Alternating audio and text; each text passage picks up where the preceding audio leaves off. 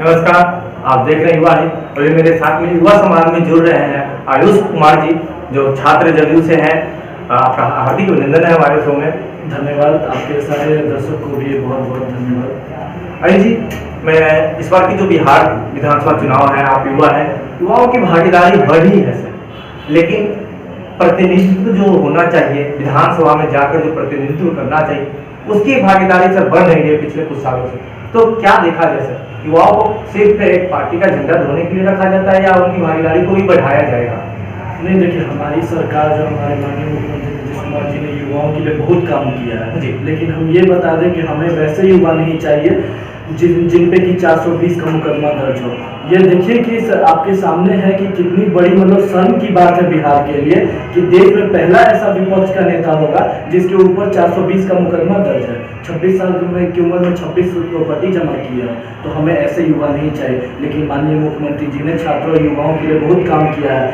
Medical colleges खुलवाए हैं। अब बिहार के हर जिला में इंजीनियरिंग कॉलेजेस खुले हैं, 12 प्राइवेट इंजीनियरिंग कॉलेज हैं, तो काम हो रहा है। सर, अगर देखा जाए आयुष जी, तो शिक्षा का स्तर तो गिरा है सर, सर्टिफिकेट तो मिल जा रहे हैं, एजुकेशन का लोग बोल रहे हैं कि रेशियो बढ़ा है, लेकिन शिक्षा की गुणवत्ता घटी है। इसका रीजन क्या मानते हैं? नहीं, देखिए, शिक्षा की गुणवत्ता नहीं घटी है, ठीक है, ये बोलने वाले लोग बोलेंगे, लेकिन अगर गुणवत्ता घटी होती तो आज आपके सामने एग्जाम्पल है। आप देख सकते हैं कि ये जो हमारा 10-12 का रिजल्ट आया है, इसमें एवरेज से ज़्यादा स्टूडेंट जो है वो बैकवर्ड क्लास के लोग हैं, ठीक है। जो हमारे बैकवर्ड क्लास के छात्र छात्राएं हैं उनका सबसे ज़्यादा अंक उन्होंने प्राप्त किया है, उनकी सबसे अच्छी रिजल्ट आई। तो अगर शिक्षा का स्तर गिर रहा है, उन्हें अगर मौका नहीं मिल रहा है, तो ये रिजल्ट कैसे संभव होता है? रिजल्ट तो सर मिलते हैं बहुत सारे।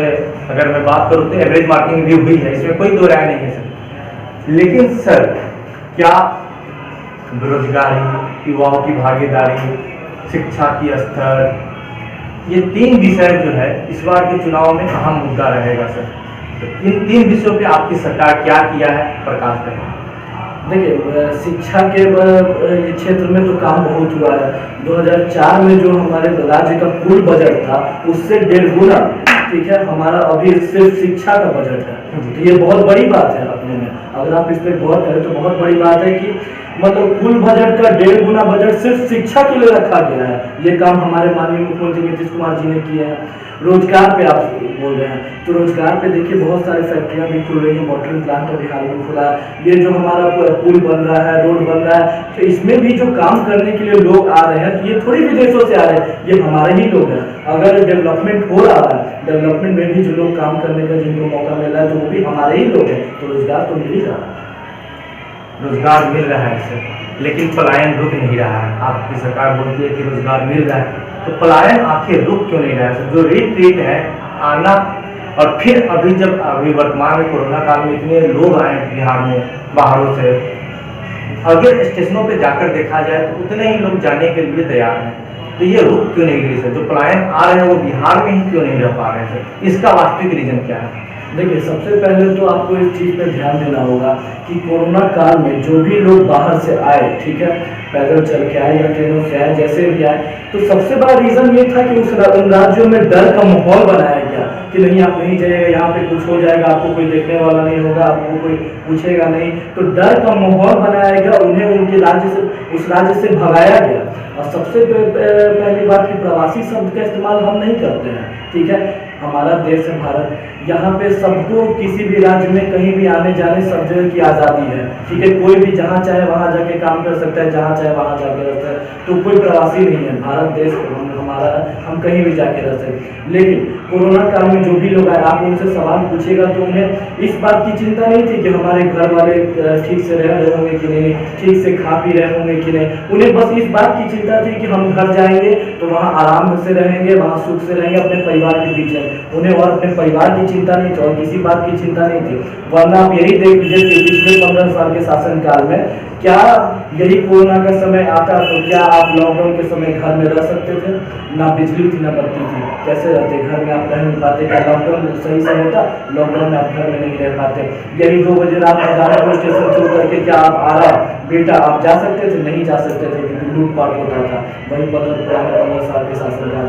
लेकिन आज देखिए लोग 12 बजे 2 बजे भी रात में आके बिना डरे घर जाते हैं। लॉकडाउन में भी सभी लोगों ने घर में रहा, क्योंकि सारे गांव में हर एक घर में बिजली पहुंच चुकी है, हर एक घर में पानी पहुंच चुका है।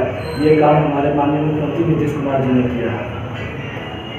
तो आयुष जी, इस बार जो चुनाव है, क्या आपकी सरकार कन्फर्म है? क्योंकि आपकी गठबंधन से एलजेपी अलग हो चुकी है, लेकिन बीजेपी के साथ गठबंधन में है, तो क्या इस बार आपके लिए इतना आसान होगा सर चुनाव जीतना?